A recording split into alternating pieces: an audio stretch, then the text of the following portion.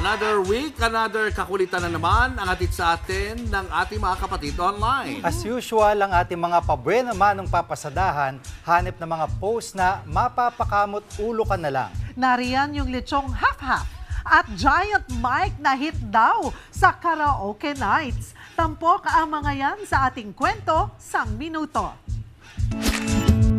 Kung bibili ka ng inidoro, dapat yung dual purpose na po. Hiningi ko ay sopas, ngunit ang binigay mo ay pag-ibig na wagas.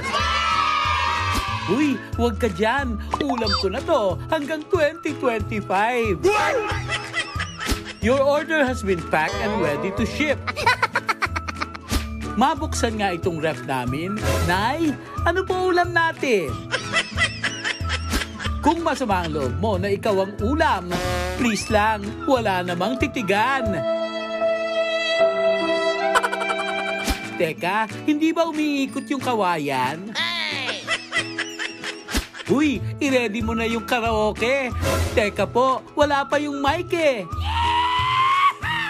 Ready na silang mag-work. Magpabook ka na nga ng angkat. Pagtaas ng presyo, matindi na talaga yung tao. Sa 100, oh, nai-stress na.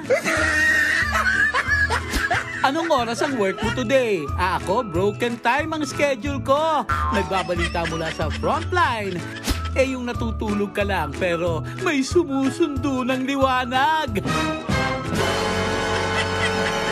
Mark Logan, News 5. Mga kapatid, Lucy Cruz Valdez po, maging maalam at may pakialam sa mga napapanahong balita sa bansa. Tumutok at mag-subscribe sa News 5 social media pages.